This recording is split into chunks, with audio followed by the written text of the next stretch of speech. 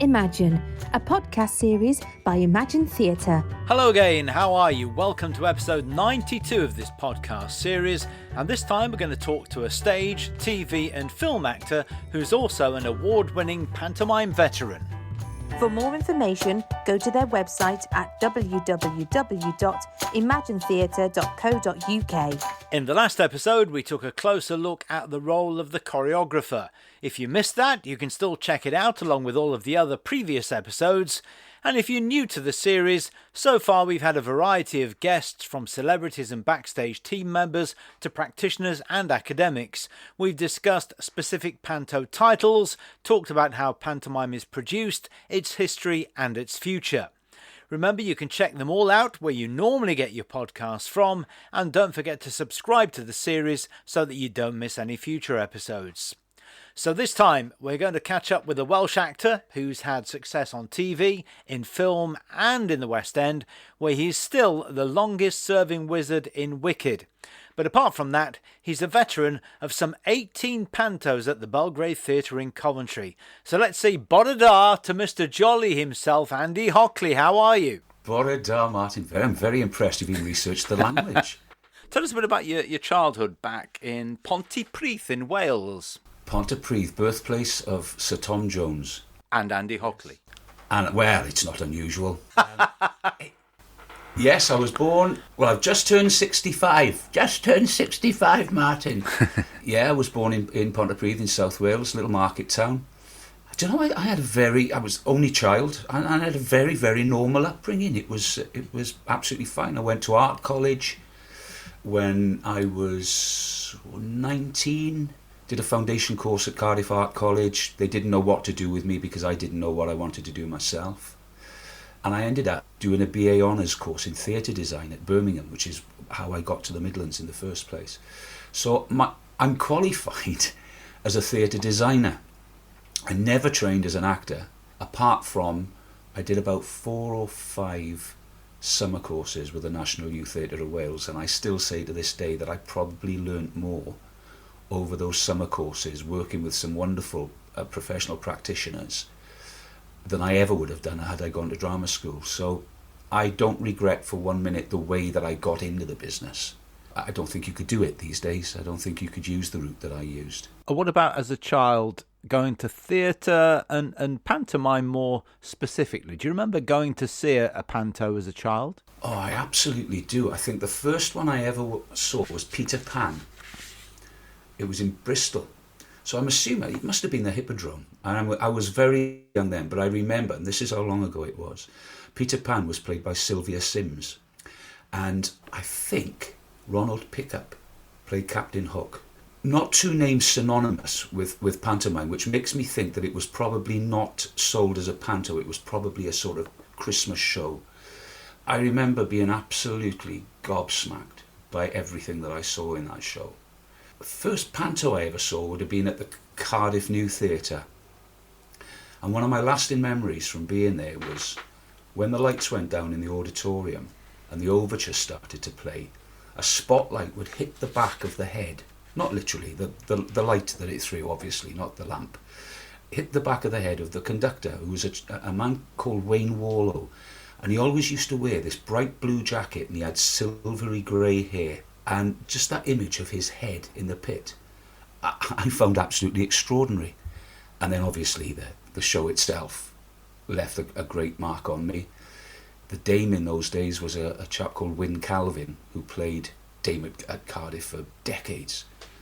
He was like the Iain Lauchlan of Cardiff New Theatre. That's my main memory of panto. It's my mum and dad taking me to the Cardiff New Theatre. Now, lots of children, when they go to see a panto for the first time, are struck by various different things. It could be the colour, the spectacle. It could be just having a ball, getting involved with the booing and the shouting and the singing along and so on. What was it that had the biggest impact on you as a child? All of that and more. I think we've had this conversation before, but pantomime's such an important introduction to the theatre for so many children. And obviously you have to give them an experience that they will treasure for the rest of their lives and will make them want to go back time and time again and take future generations of their own families. The magical thing about panto is just the storytelling, because the stories themselves are so strong, so loved and so well known, that when you pepper it then with all the stuff that goes with pantomime, all the audience participation, and there's no rules. If a child wants to shout something at you, I've had kids coming down to the front of the stage to tell me what's happened when I've not been on stage.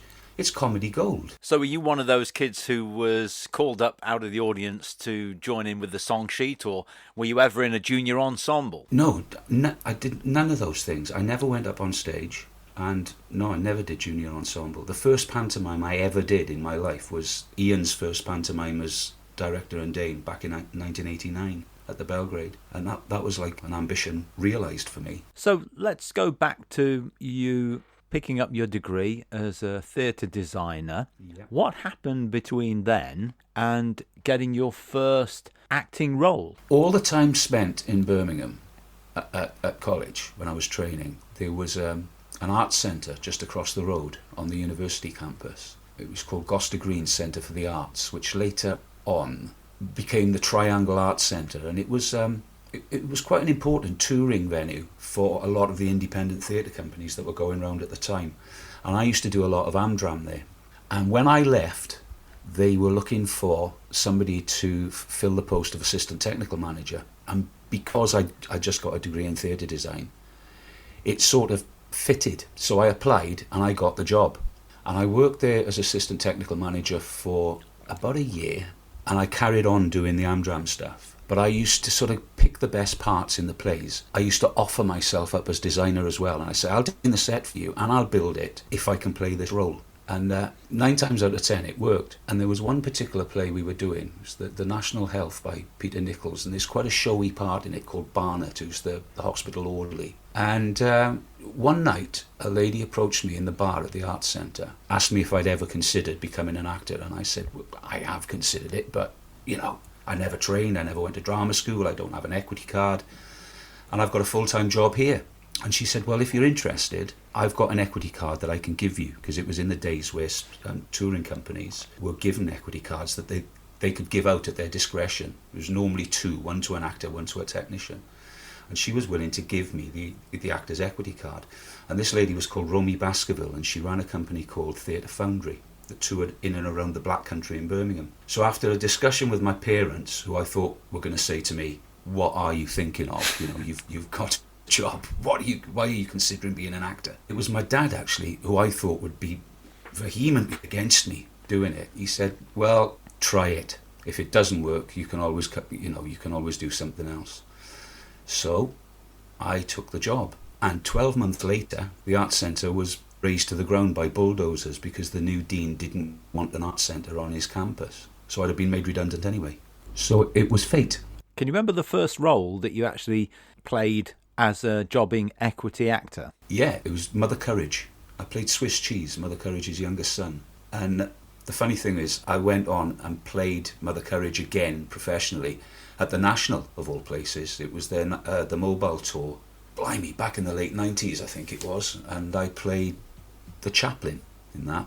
It was lovely to revisit that play because it held great memories for me, obviously, with it being my first job. Chatting to people on the podcast, you come across links that you have that you didn't know, and we've both done panto an awful lot over the years, but I did Mother Courage in training. I did Caucasian Chalk Circle as well.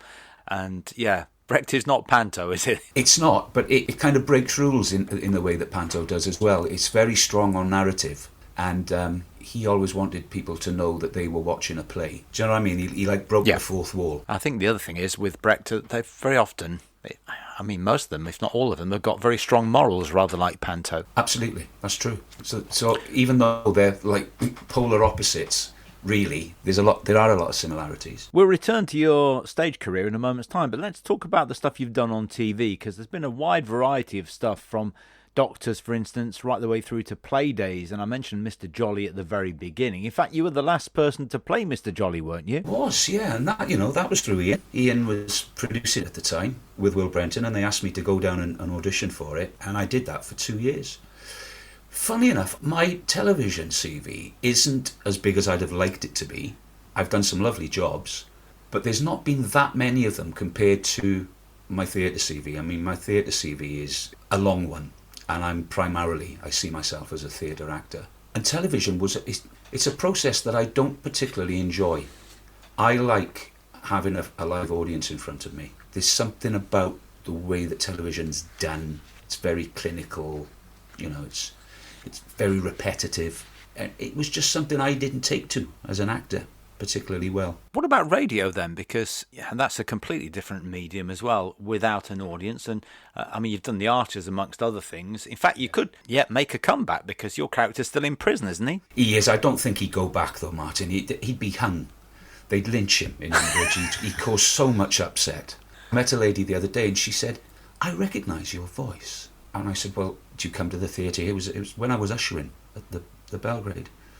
And she said, "No, it's not then." And then she mentioned the radio, and I said, "Well, I was in the Archers for 3.5 years."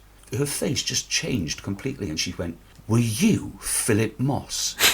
I said, "Yes, I was." And she said, "Well, you got exactly what you had coming to you." And I thought, "Oh, thanks very much." "What, you mean unemployment?" I think I've done 2 years of the 8. I might be released on good behaviour, but there's no way I could go back to Ambridge. I completely messed people's lives up, so I think that one's part of my history now. Let's talk about your stage career then. As you said, I think many actors would say the same thing. It is the most rewarding. You've got that immediate feedback. It's not a sterile atmosphere like a radio or a TV studio, and that reaction comes much later on when it's shown, and you don't see the reaction, but in theatre you do. And you've done so many things. I said that you're the longest running wizard in Wicked, but of course Phantom... I was when I left. I'm not 100% sure I could claim that now. I think I can. But obviously I've been from there for 2.5 years and other people have taken over. But I don't think anybody else has done 3.5 years in one continuous run. Never mind the years. How many? It was over 1,000 performances, wasn't it? 1,019. I counted every single one of them. So you must have gone through quite a number of Glindas and Elphabas. I did. Would you like to rephrase that, Mike? Yes, I had my share of witches. What a great show, though, and no actor needs to stay in a show that long if they're not enjoying it. Contracts are 6 months, sometimes rolling, but you obviously enjoyed it. I did, yeah. I loved it. It's one of the best jobs I've ever done. I say one of the easiest. Only in stage time. I counted one night how long I'm actually on stage for the entire show, and it's 17 minutes.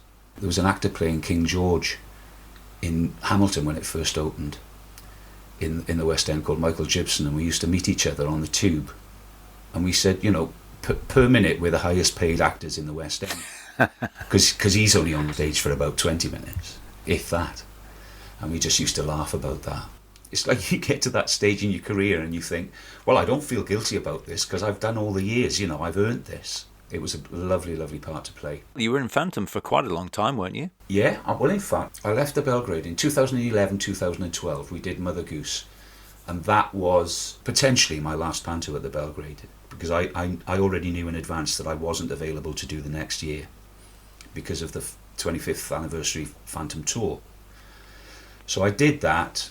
I had a discussion with Hamish Glenn, and on the understanding that I'd be away for a year and then I'd come back. But then the Phantom tour led to an offer of doing Phantom of the Opera in the West End for 2 years. Then I went straight into Chitty Chitty Bang Bang. Then I went straight from Chitty Chitty Bang Bang into Wicked, and the years just sort of fell by the wayside, and it was suddenly 12 years before Iain asked me back to do Jack and the Beanstalk. The first day of rehearsals for Jack and the Beanstalk, it really felt like I'd never left, and I don't know where those 12 years went.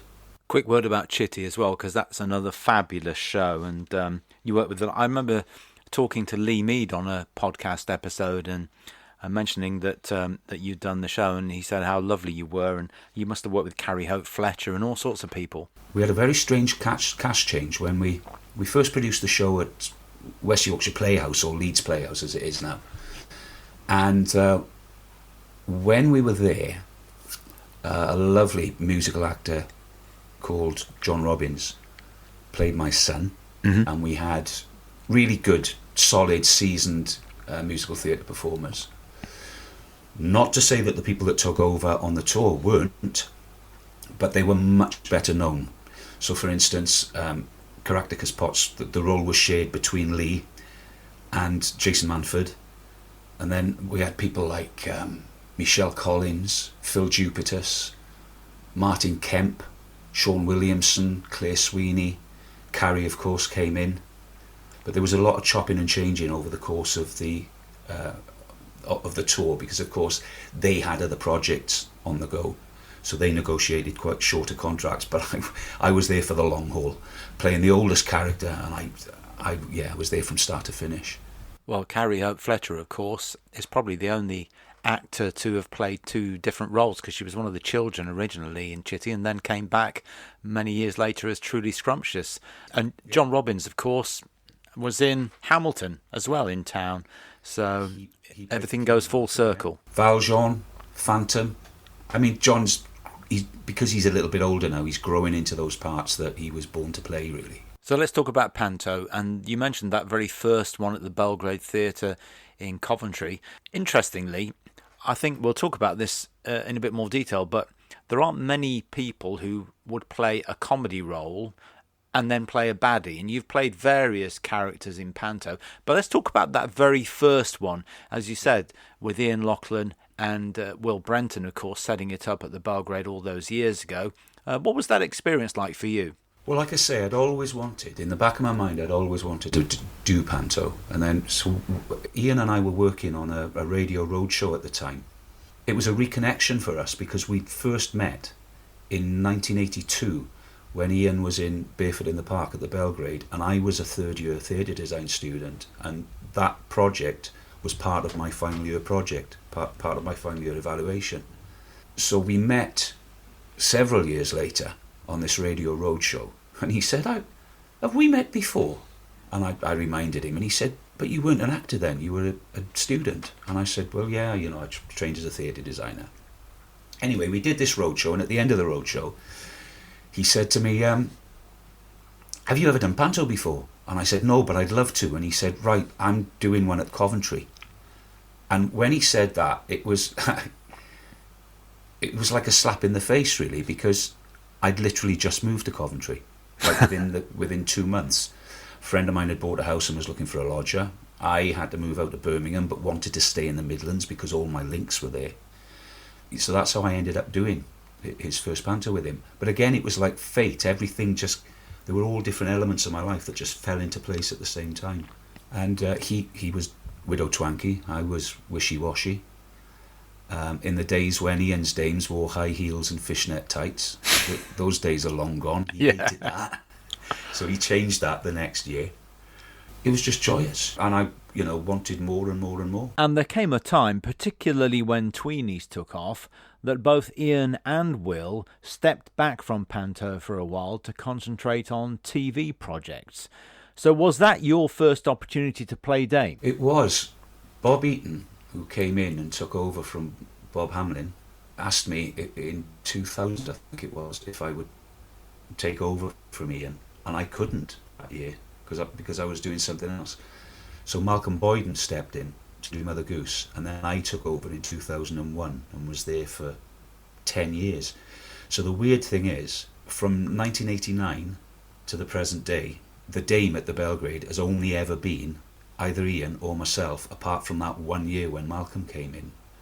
And sometimes when I look at that, there was a review for Cinderella that said about me, Iain and Craig having a combined Panto experience at the Belgrade of 60 years.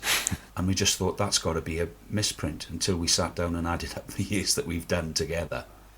And it was around about 60 years. The last year was an interesting one, because of all those years that you'd worked together, you'd been comic to Ian's Dame, you'd been Dame, you'd done Baddie, but you'd never ever done Sisters together, had you? We did. We did it in 1990, our second Panto together. So we'd done Aladdin the first year, and then we did Cinderella the second year. And then, funnily enough, the third year that we did together was Puss in Boots. So I did comic, Dame, and Baddie within the first 3 years. So I'd had a crack at the lot, really. But yeah, I remember when we accepted our awards for Best Sisters this last year, Iain mentioned that we'd first played Sisters Together back in 1990. It was like 34 years ago. And I said, this shows we've probably finally got it right. And it was a strange experience doing Sisters this year with Iain, because we've both got a history of playing our own dames, both of which they're quite different dames. And because it was a 34-year gap since we'd first played Ugly Sisters together at the same theatre. And we were sat in the dressing room one night, and I said, are you enjoying this? And he said, yeah, I'm really enjoying it. I'm having a great time. And I said, so am I. And that little brief conversation, there was so much else going on that was unspoken in that conversation, because it could have gone horribly wrong. We didn't know if we were going to gel together after that amount of time, but it just worked. It just worked really well. And that award was sort of a lovely validation of what we both felt. Richly deserved as well, I have to say. But with the various roles that you've played, even Sisters, the dynamics so very different, as you said, to playing Dame.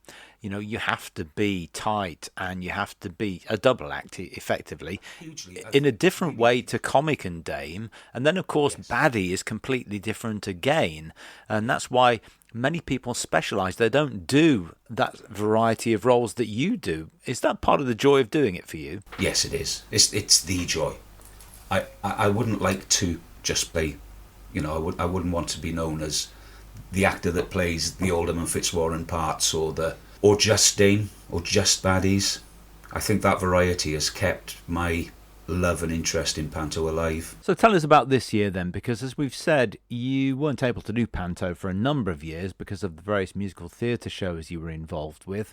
So are you really excited again to get back onto that Belgrade stage again this Christmas? Yeah, it'll be great. It's I played King Rat for Iain again a long time ago in the mid-90s.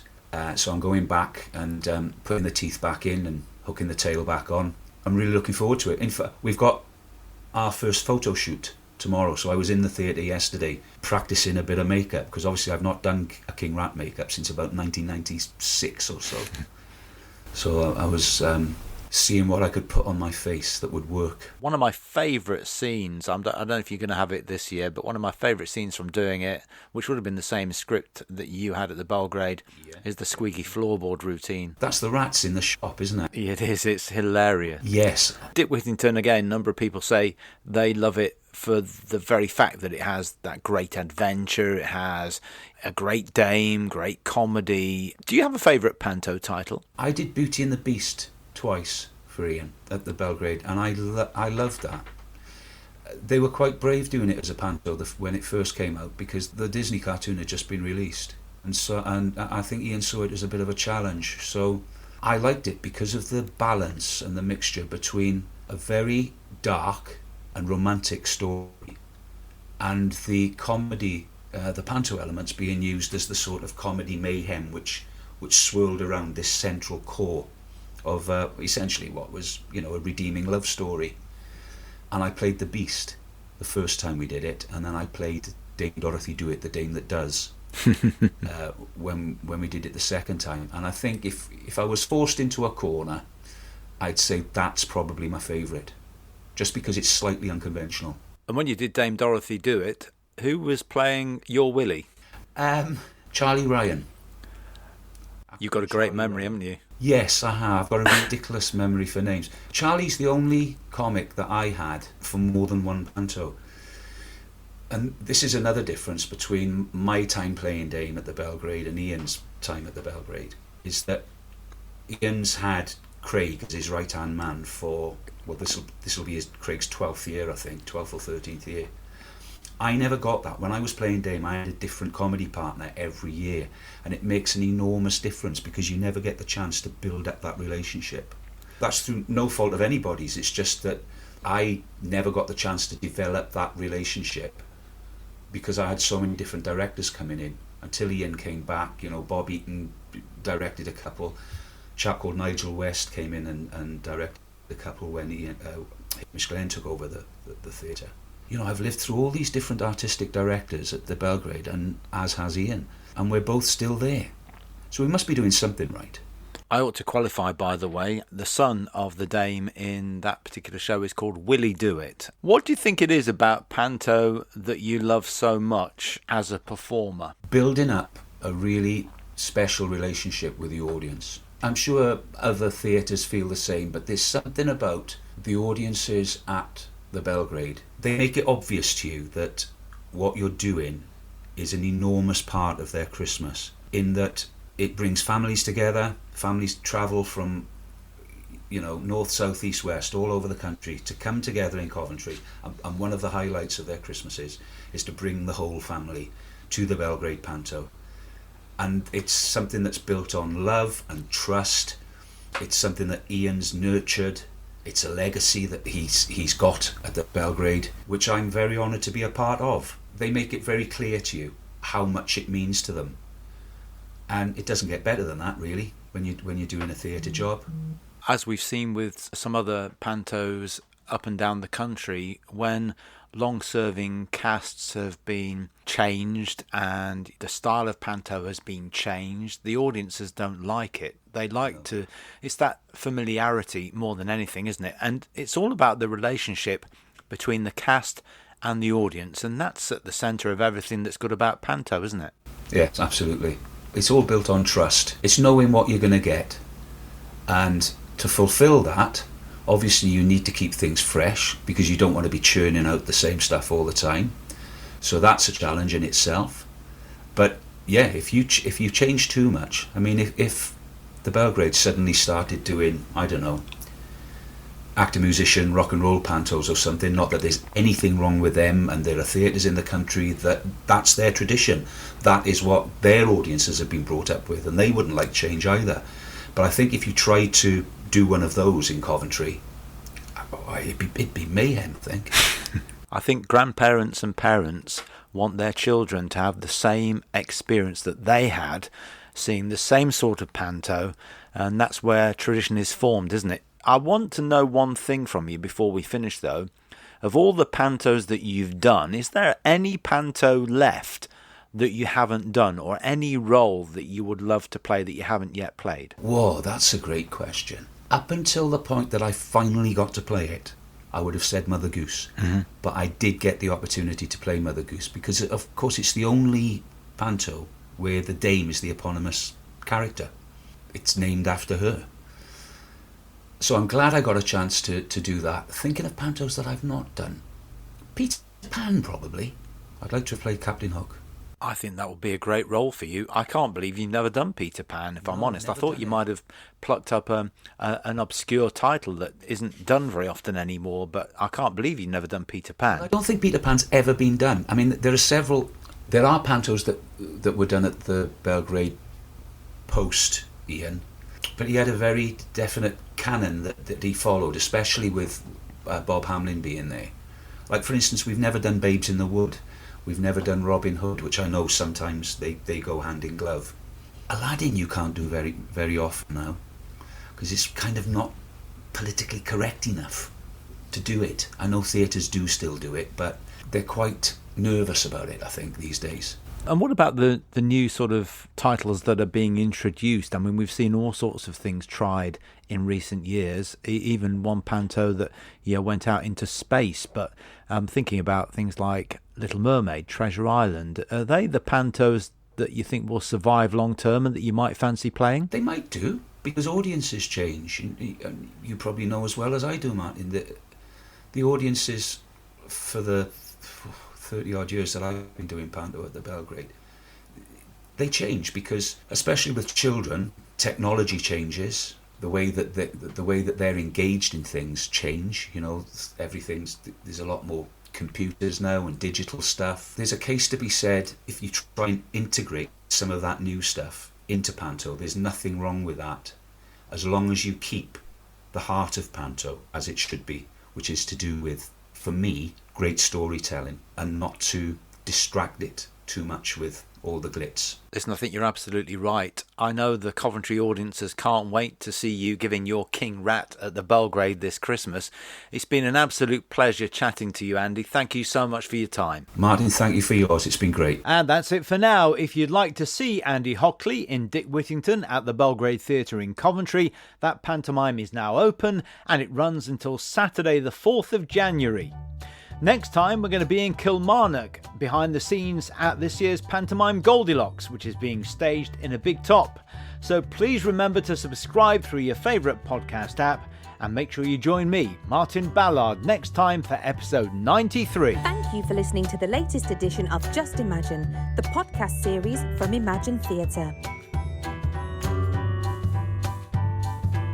And you can find out more by going to www.imaginetheatre.co.uk.